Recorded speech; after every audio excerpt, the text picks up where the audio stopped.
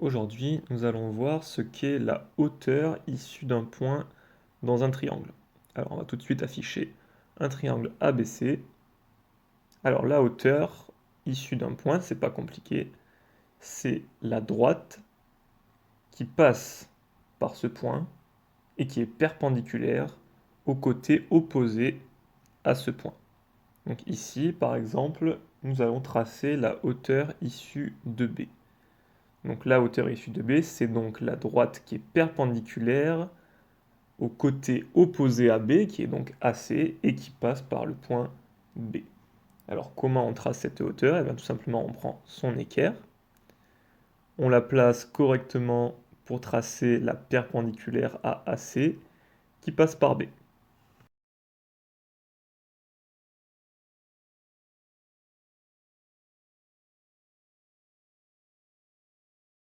Ensuite, je vais tracer la hauteur issue de A.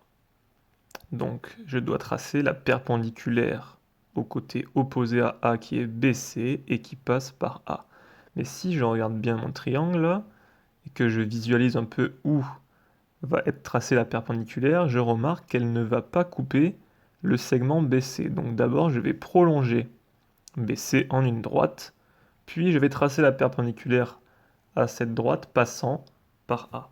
Alors on y va, je place mon équerre comme il faut, et je trace la perpendiculaire ABC passant par A.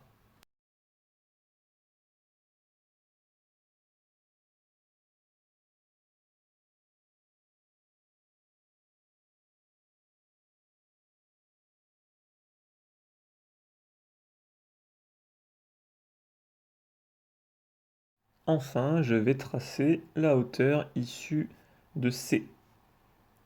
Donc, je dois tracer la perpendiculaire à AB, passant par C, car AB est le côté opposé à C. Si je regarde bien encore une fois, je me rends compte que eh bien, la hauteur issue de C ne va pas couper le segment AB, donc je vais d'abord prolonger AB en une droite pour ensuite tracer la perpendiculaire à AB passant par C. Donc je prolonge, je place mon équerre correctement et je trace la perpendiculaire à AB passant par C.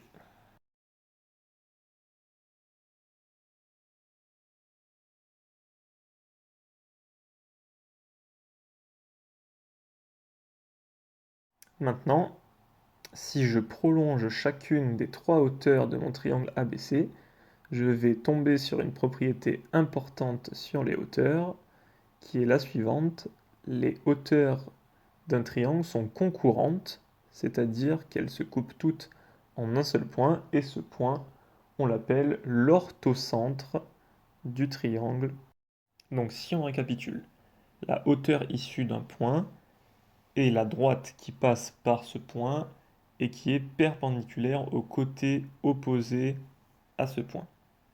Ensuite, ce que je ne vous ai pas encore dit, c'est que le point d'intersection entre la hauteur et la droite qui lui est opposée s'appelle le pied de la hauteur. Je vous affiche le pied de la hauteur issu de B sur l'écran. Ensuite, les trois hauteurs d'un triangle sont concurrentes, c'est-à-dire qu'elles se coupent en un seul point, et ce point s'appelle l'orthocentre du triangle.